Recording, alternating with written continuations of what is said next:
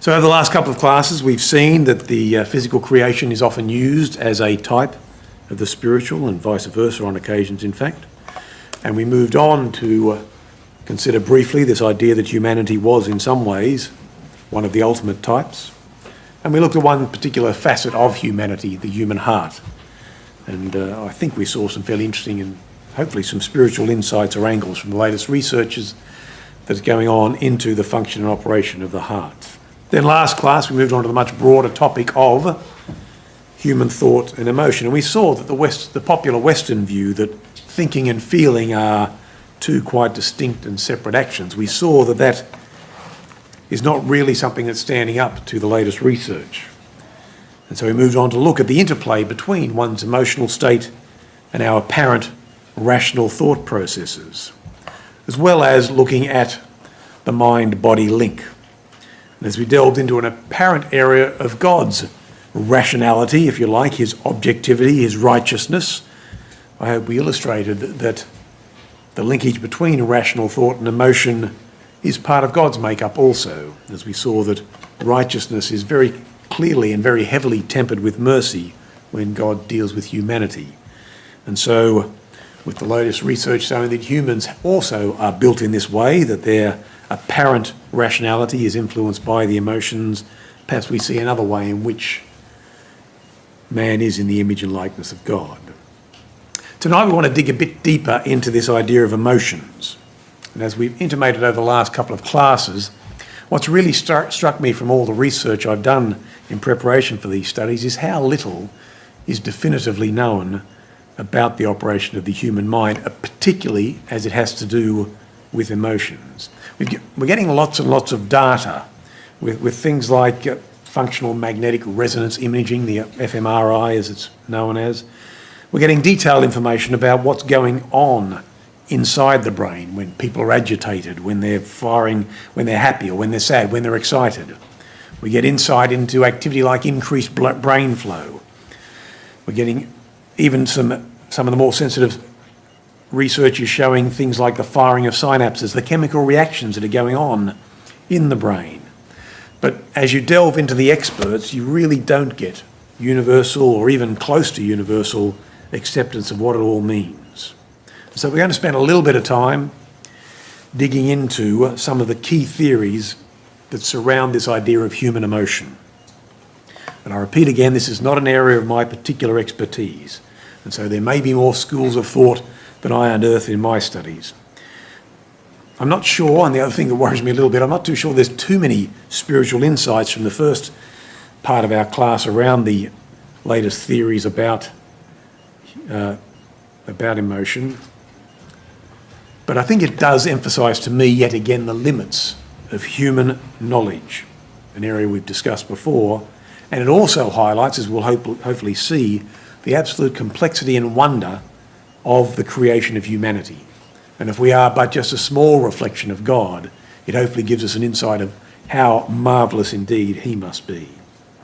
But moving on to, so that'll set the background at least for the theory of emotion. Then we're going to look at two emotions. We're going to look at the emotion of fear, and then what might be viewed as an emotion at the other end of the spectrum, we'll look at this idea of love. And so that's the plan, hopefully, for the balance of the night. So moving on to the latest theories of emotion. I've read a number of books and papers on this subject, and I suspect I may be simplifying the key theories that exist as regards emotion, but my layman's view is they tend to fall into, at the moment anyway, two key camps. The first camp I'll refer to, as it often is referred to, as the classical view of emotion. I first came across this view about maybe 10 or 15 years ago when I happened across this book in a little bookstore in North Sydney. As I reflected on that, in fact, I wondered if that anecdote is going to date. I'm not sure how many bookstores there are anymore. The advent of Amazon and other sorts of things means that the idea of going in and buying a hardback is probably, or a paperback, is becoming less and less of a thing. So it may become an anachronism in the fullness of time, but right now, that's how I stumbled across this.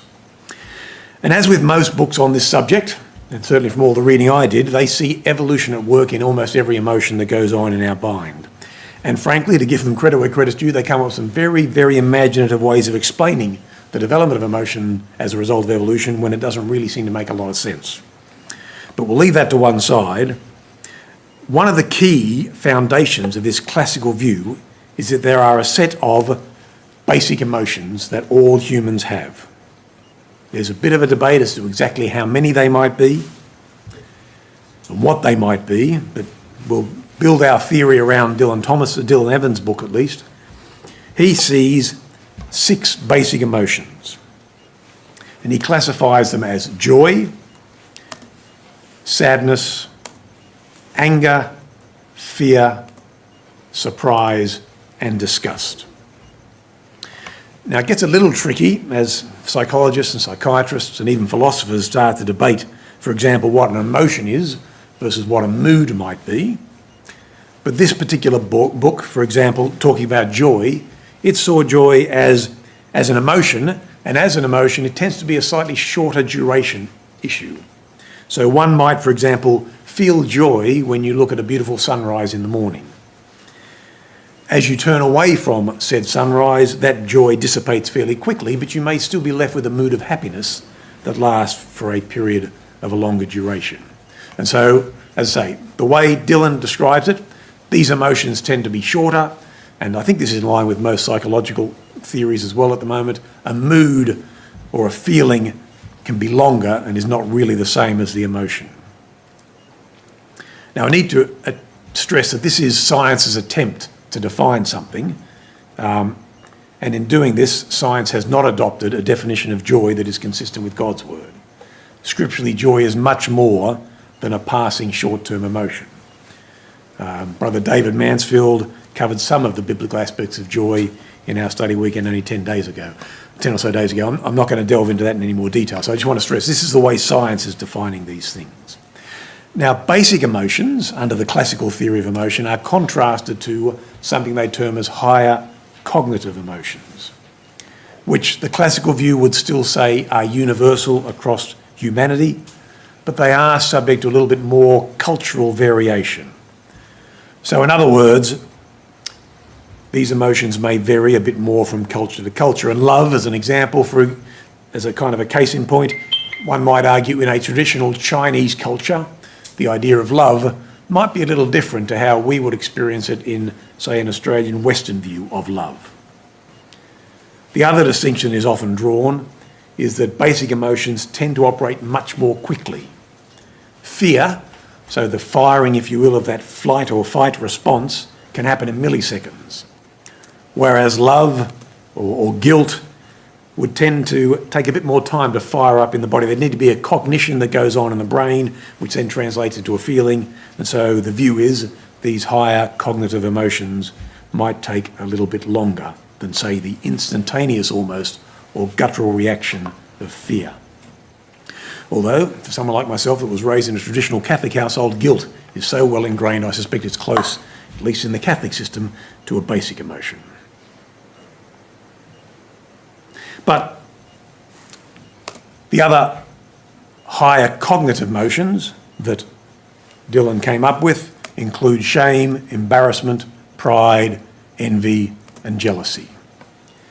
And so while these definitions, as I say, aren't the same as we would see in Scripture, I think even these words pop up, we'd recognise words that are scattered throughout the Scriptures. And indeed, in that short reading that Dave took us through this evening, we saw shame and embarrassment pop up, for example, as it referred to Adam and Eve as they became aware of their nakedness. Now, under the classical view of emotions, these emotions have, if you will, almost a fingerprint in our body, the way in which it's manifested, the way in which our emotions are manifested. If you say, for example, experience fear, then under the basic theory of emotions, the classical theory of emotion, the limbic system in your brain springs into action.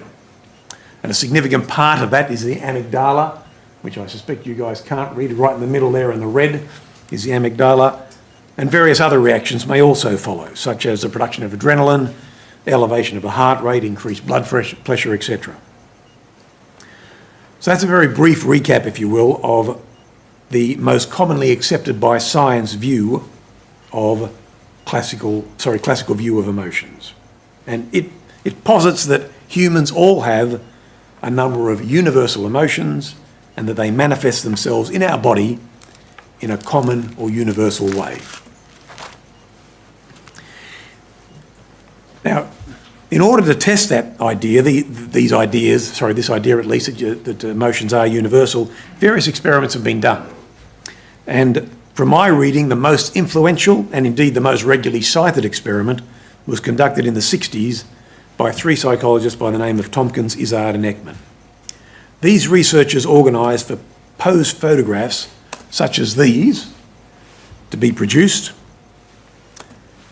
and they were facial reflections of basic emotions. They're designed to represent the 6 so-called basic emotions that this school of thought believes has a biological fingerprint.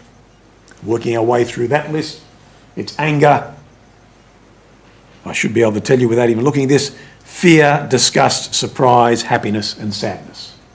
So that's what those photos where the actors are putting on, one would argue, slightly exaggerated expressions, but it was done that way on purpose because Tompkins believed that that gave the strongest and clearest signal of the emotion that was going on in someone's body.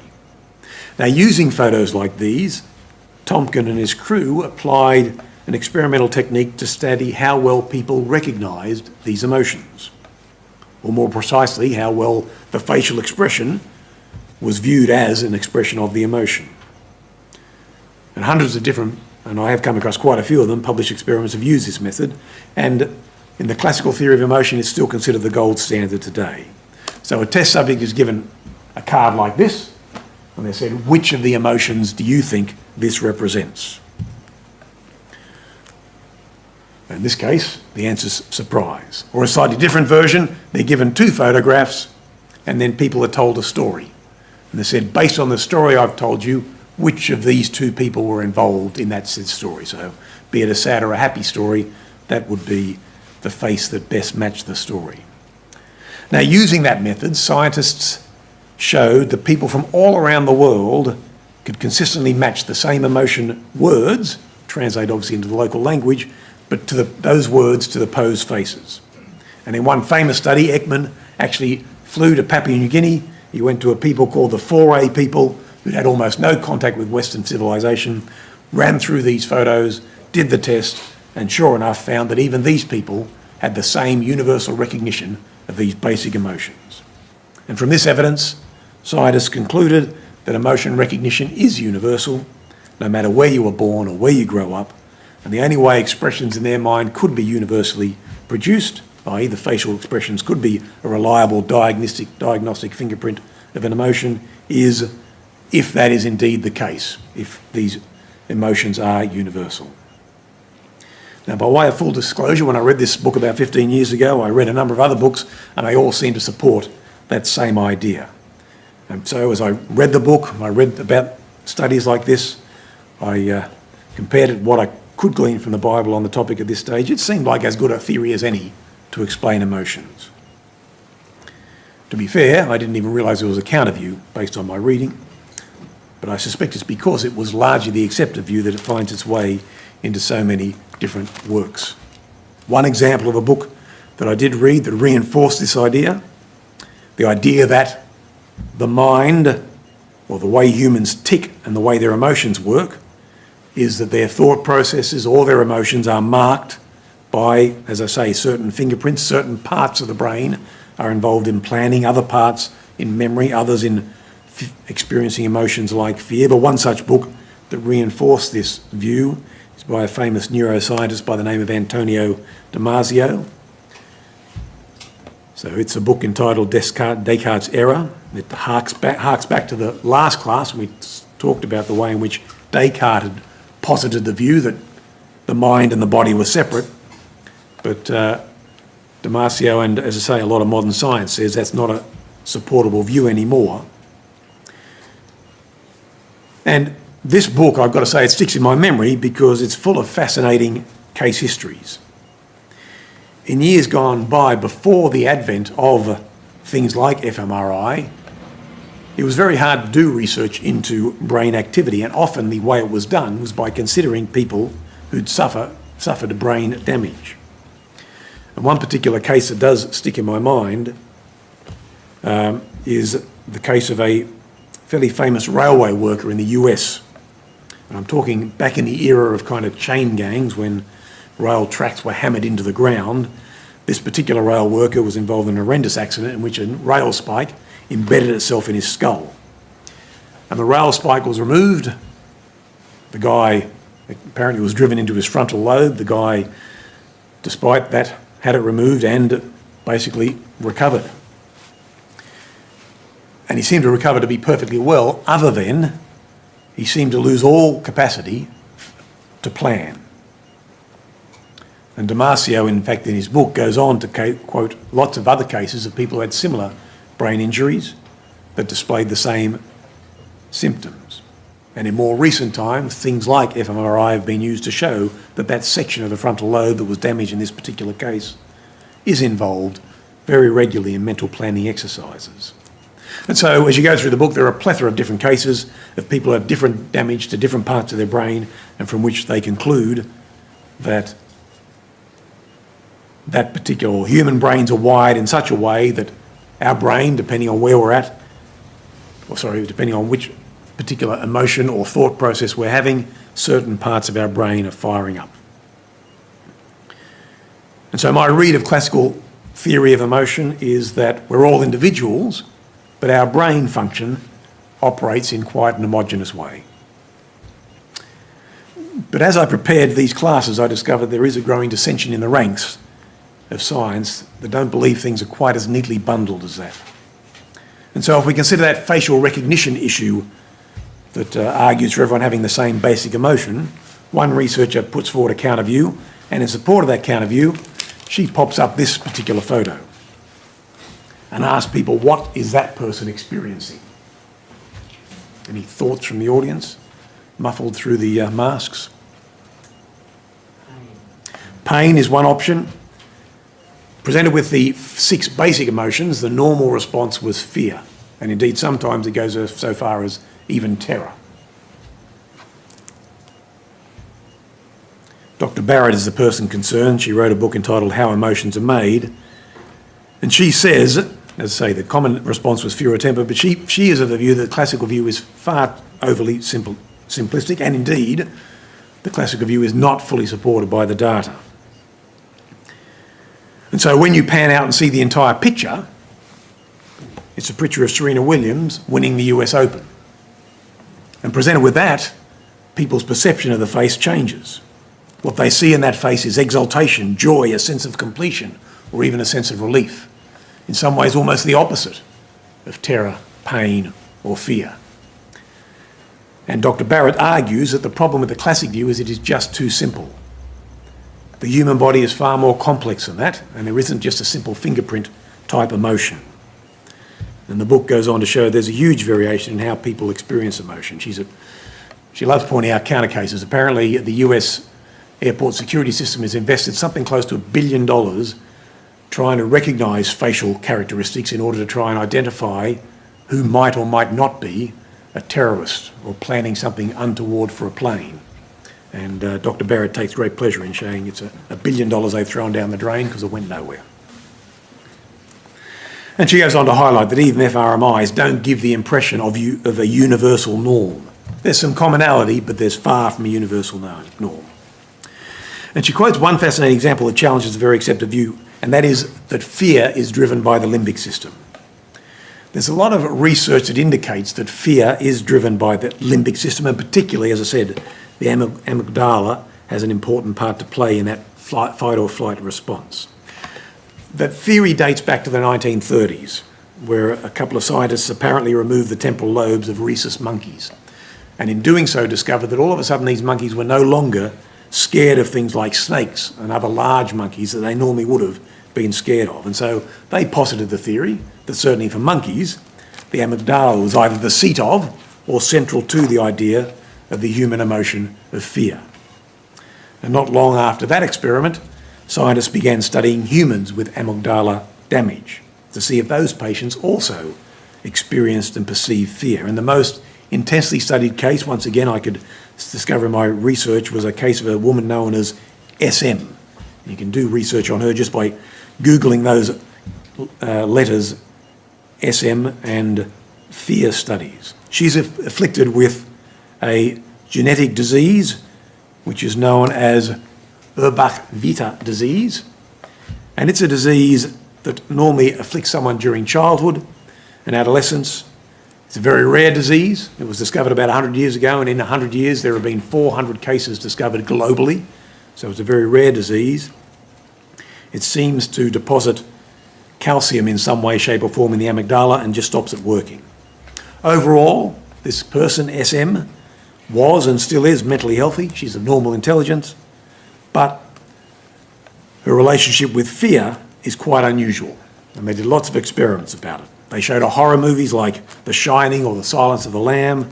They exposed her to live snakes and spiders. They even took her through haunted houses, but she reported no strong feelings at all of fear.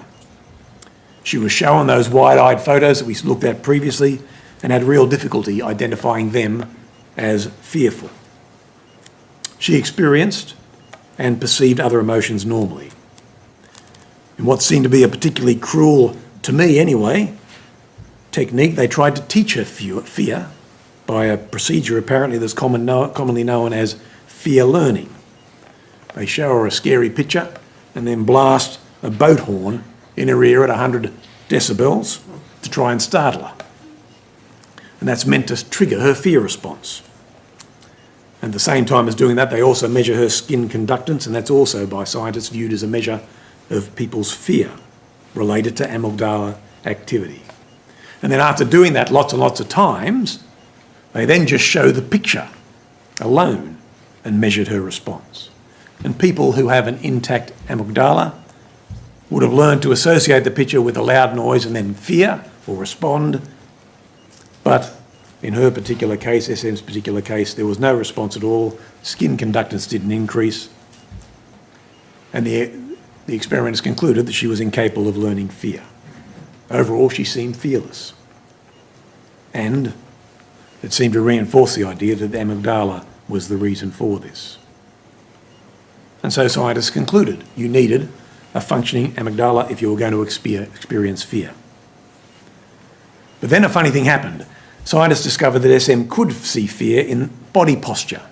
If we go back to that picture of Serena, it wasn't fear, but that full body posture, or the way in which voices are being expressed. She could sense fear in those. And then scientists even managed to find a way to make SM feel fear, even terror, because they asked her to breathe air which was laced with extra carbon dioxide. And so lacking that normal degree of oxygen, she panicked and really was fearful. As I read the book, I have to say I wondered whether this woman had a strong legal case against the experimenters who subjected her to fear learning and carbon dioxide poisoning, but they did tell me that there was no risk apparently to her in any way with any of these experiments. But in any case, the point was this woman could feel fear in some limited circumstances, even with effectively almost no amygdala. And perhaps the most important counter-evidence came from a pair of identical twins who have this particular disease, Urbach-Vita disease. They'd lost the fear-related part of their brain, the amygdala. Both were diagnosed at the age of 12. Both have normal intelligence. They both have a high school education. They both have identical DNA because they're twins. But despite that, and the equivalent brain damage and the common environment in which they were raised, one twin, BG, is very much like SM. She has a real fear-related deficit, if you will. She can still feel fear from the carbon dioxide breathing issue. But the other twin has quite normal fear responses. Other brain networks have in some way or other, in this particular person, compensated. So despite having identical DNA, suffering the same brain damage and living in a highly similar environment, one has suffered brain or fear deficit and the other has a normal sense and response to fear. And so what do we conclude from all this? My take is, as I said at the beginning, science is really struggling to come up with a neat explanation of exactly how humans tick. What many would view, I would argue, as one of the fundamental things about humanity. something that separates humans very clearly from, say, the animal world, the full gamut of emotions that we feel, science is still in the dark as to how they work. And where they do start to get insight, for example, the amygdala does seem to be pretty heavily related to the fear response for most people. But when they get that insight, they're confronted by the reality that we are so fearfully and wonderfully made that on occasions, even without an amygdala, the brain can rewire itself and people can react in a normal way to something like fear. So as I say, I'm not sure there's a huge amount of spiritual insight into that other than to say how incredible the human mind and body is. And so what we want to move on to now is delve a bit deeper into the emotion of fear, but look at it as described in the Bible. It's a fascinating emotion, I think, and I think it finds its roots back in the creation record, but I would argue its history and its predicted future is inextricably linked with the hope we all share regarding God's kingdom on earth. So that's what we want to look at now. Fear is a very broad emotion, and I suspect a moment's reflection would illustrate that. Fear can be used to describe a very, very powerful emotion, such as someone's reaction to a spider or a snake, or indeed, when I was here last week, Beck Manel's reaction to a cockroach. But you can go from that extreme reaction to a general feeling of nervousness or a general worry. And people's fear responses are all different. Lots of people, for example, are fearful of public speaking. It's fair to say, certainly in my youth I was. I'm probably a little less so now, but even now there are sometimes moments of slight discomfort and slight doubt before I get up to give a Bible class, or in my professional life I'm about to present to a corporate board or something. The Washington Post published a list of the top 3 fears of Americans in 2014. And the 3 biggest fears they had were public speaking was number 1. Number 2 was a fear of heights. And number 3 was animal, bugs, snakes, etc. related. Interestingly, fear of death is a long way down that list. It's Jerry Seinfeld, I think, who viewed a very, very similar list a few years prior to this article from the Washington Post. And he made the interesting observation that based on that survey, most Americans at a funeral would rather be in the coffin than be giving the eulogy.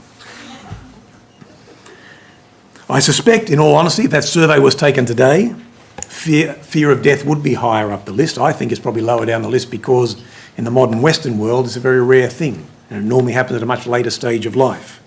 I suspect if you took the survey at the height of the pandemic in the US, with hundreds of thousands of people dying, fear may have made its way up, that fear of death may have made its way up that ranking a little.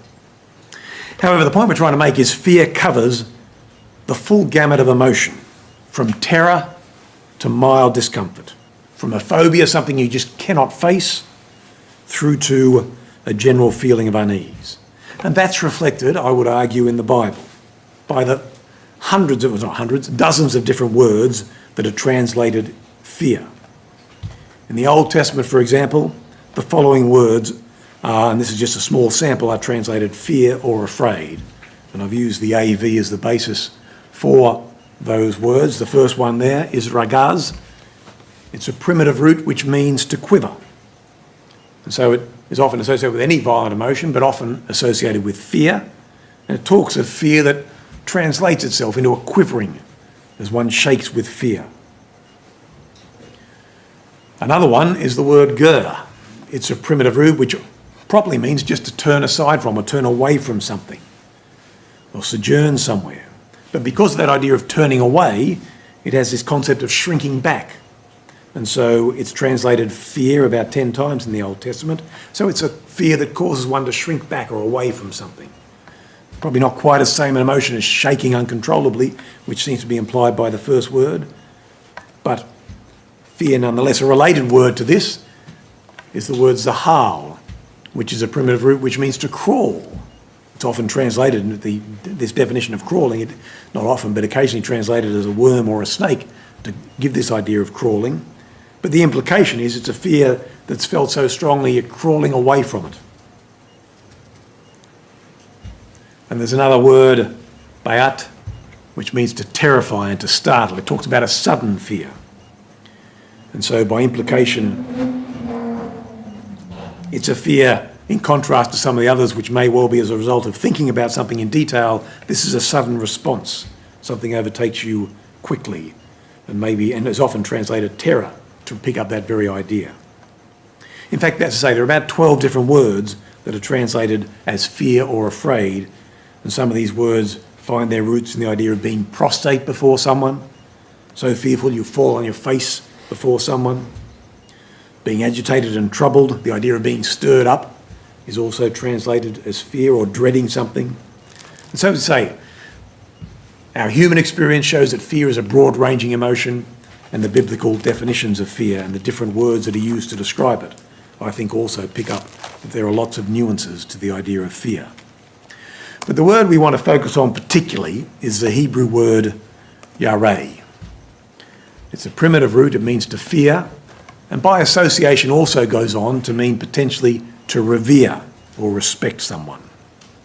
It's by far the most common Hebrew word that's translated fear or afraid in the AV. I think it makes up close to 75% of the occurrences of the word afraid or fear in the authorised version. According to Jusenius, it finds its roots in this idea once more of trembling, but as Strong points out, it moves from that trembling in fear to a feeling of reverence or awe. An example of its use in that context is found, for example, in Psalm 65. I've got 66 there, I'm not sure. It's 65 or 66, verses 3 to 6. I'm using the ESV here, and the red word is the word yareh, but we read there, say to God, how awesome are your deeds. So great is your power. Goes on to say, come and see what God has done. He is awesome in his deeds toward the children of men. And so the idea is, as we said, in the English language, huge variety of ideas around fear. So it is also in the Hebrew language. And in this particular case, we have a word which more often than not does mean fear in the true sense that we would probably associate the vernacular fear to mean, but can mean fear as in respect and reverence for. But it is this word, I think, that gives us some fascinating insight into the history of that emotion of fear, because this is an emotion that seems to be the direct result of mankind. And we read that this evening, didn't we? Where we read, but Eve took the fruit thereof and did eat and gave it to her husband, and he did eat.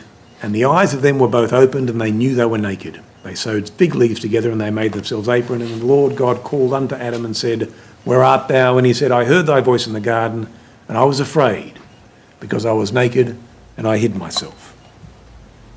So from an emotions point of view, we get a huge amount of insight, I would argue, into what's happening to various human emotions when sin entered the world here. Firstly, we are pointed out for us here that Adam and Eve become aware of their nakedness. Up until this time, in their very good state, their nakedness was not something they were aware of. In fact, the previous chapter closes with those very words. They were both naked, the man and his wife, and they were not ashamed. That was the condition very good, but here we read, of course, they knew they were naked and they were ashamed.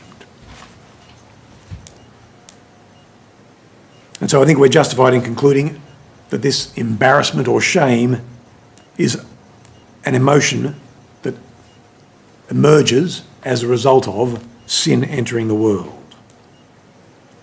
And then on top of feeling shame and embarrassment for the first time, they try to cover up their nakedness by sewing fig leaves together. Another emotion hits them at least. They hear God calling their name, and for the first time in their lives, they feel fear. And they run and hide from him.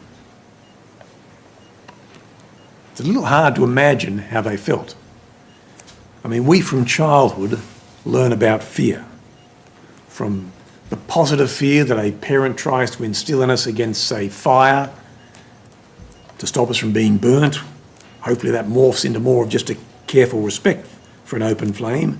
But the point is we grow in our knowledge of fear from a young child to adulthood. But here Adam and Eve go from being arguably fully developed adults, not knowing fear at all, to instantaneously feeling shame, embarrassment and fear, and responding like a little child, running away and hiding. And we know it became the lot of humanity from that time forth. But it does appear to me that from this record, it's pretty clear that as humanity was created, it was not part of God's plan. Or it might have been part of a longer-term plan. It wasn't part of the way man was made. And not only do we have the record here, which indicates that this was Adam and Eve's first encounter with fear, but I think from a scriptural perspective, certainly from all my research into it, fear is not an emotion that is ever associated with God.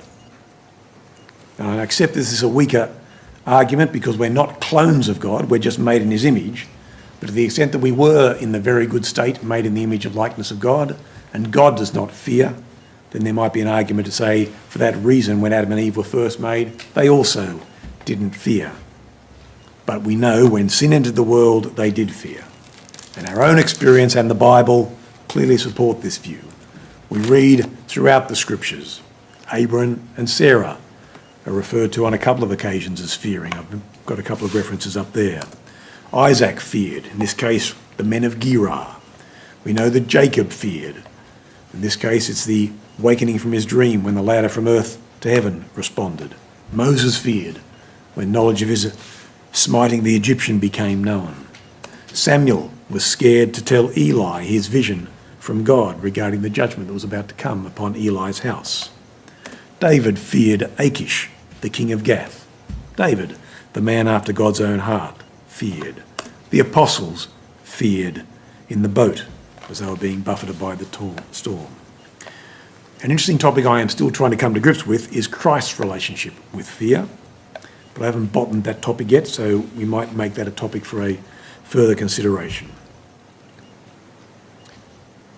So there appeared to be no fear in the Garden of Eden. Then sin enters the world and fear becomes mankind's lot from then on in. And it's, as we show on the side there, it's been the history of mankind as recorded in the scriptures. However, that is not God's plan for the world, and I suspect even as I say that, you're already reflecting on what we're told about the coming kingdom. Jeremiah says, I will set up shepherds over them which feed them, and they shall fear no more, nor be dismayed. Interestingly, this point seems to imply that maybe dismay is another emotion that we'll no longer experience in the kingdom. Although I should point out that that is one of the Hebrew words which is occasionally also translated as fear in the AV, and so maybe we're just reading that all facets of fear will be done away with in the kingdom. Micah has those very well-known words that every man shall sit under his vine and under his fig tree, and none shall make them afraid, for the mouth of the Lord of hosts has spoken it. Ezekiel describes it in this way, they shall dwell safely, and none shall make them afraid. Or Zephaniah says, the remnant of Israel shall do no iniquity, they shall feed and lie down, and none shall make them afraid.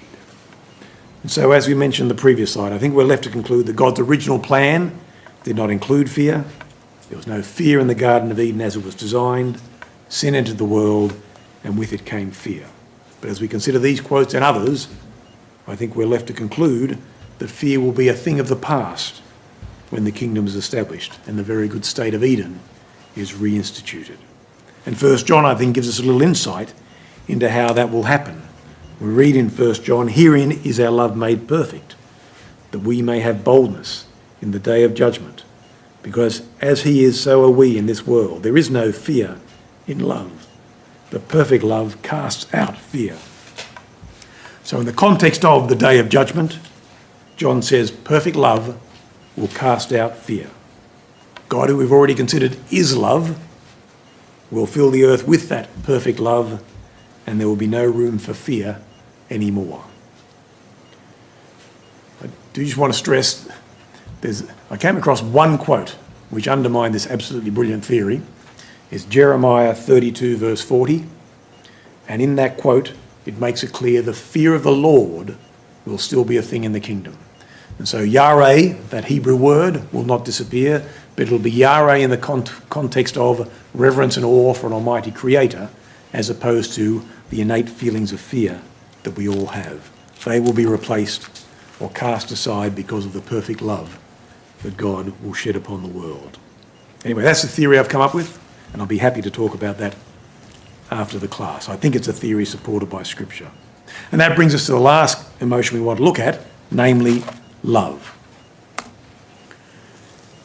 We've briefly considered how perfect love casts out fear.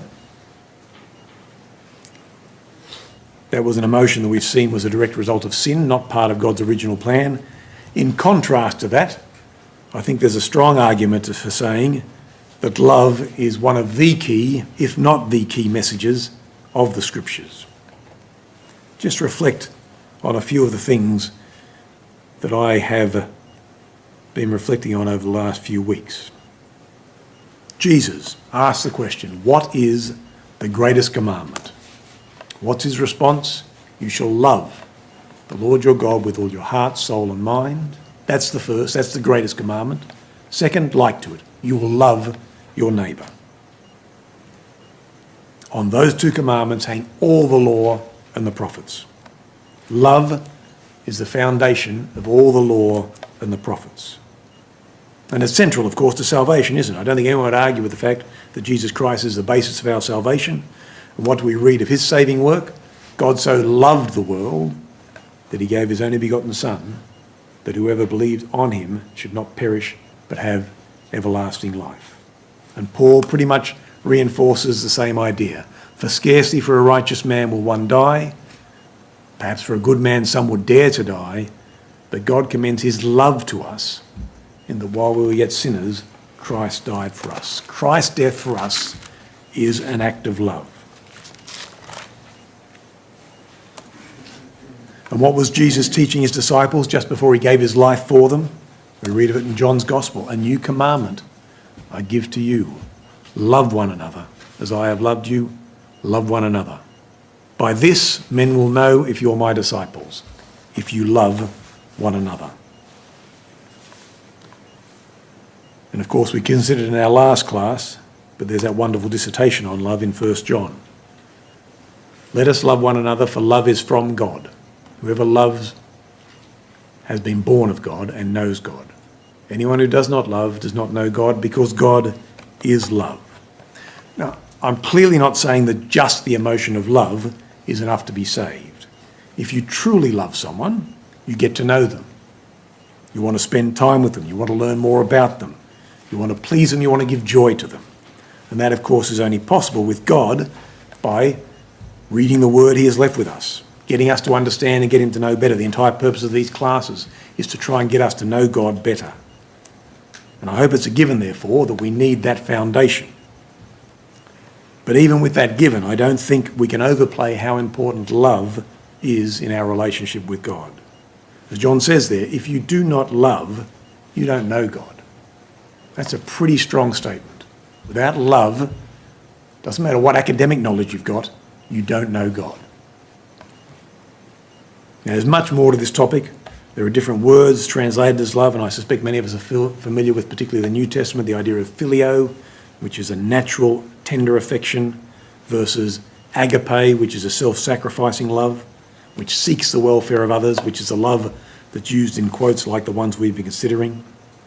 We're commanded to love our enemies, for example. There's no phileo involved in that. It's not a natural thing for us to love our enemies, but we are meant to, in a self-sacrificing way, care for our enemies. So it moves beyond natural affection. But I don't want to dig any further into that at this stage. I want to conclude my foray into love with a little anecdote about love that touched me recently and has particularly focused my mind on this idea of humanity as a type that can give us some sort of insight into God.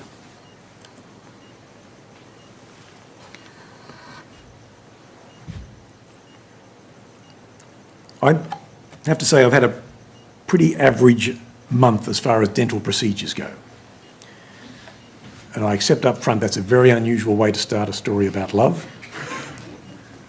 And what's really sad is I thought the only member of the audience that might be tuned in right now would be Mark, and he's not even here today. I'm partway through a root canal repair job at the moment, and on top of that I had my wisdom tooth removed about a week ago, or a few weeks ago. Now, in the afternoon of that wisdom tooth extraction, I was feeling a little less than 100%, and I lay down on my bed with an ice pack to the side of my mouth to try and stop the swelling. And in typical manly style, I thought I was bearing up quite well under all this man flu-like symptoms. Anyway, that's the background. Now, many of you would know that Alex and Tom and family are living with us at the moment. One of the many benefits that flow from that other than extended family time, is time with my granddaughters. Emmy in particular spends lots of time with me, and normally on any afternoon before dinner I would be down with Emmy, being ordered about by her for her amusement, and I'd be loving it. But on that afternoon after my dental surgery, I didn't feel up to it. Emmy came up to see me on bed, and I attempted to explain to her my plight. At 2 years of age, at least, I'm continually amazed by how rapidly her comprehension is growing, her vocabulary is growing, and this was another example of it as far as I was concerned. I explained to Emmy that I had a sore tooth and I needed to rest for a little while.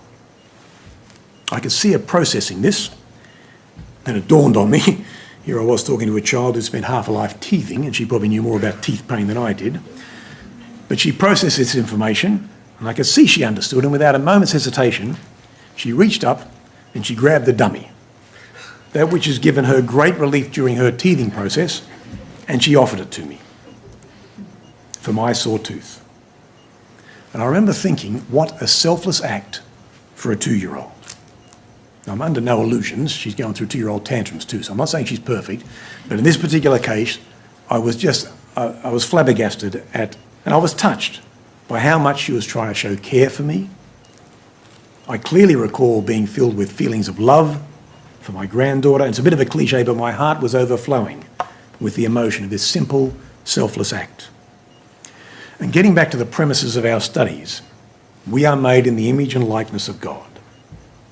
And I began to wonder, in some small way, was that experience, albeit limited, albeit imperfect, was that giving me a little insight into how God feels?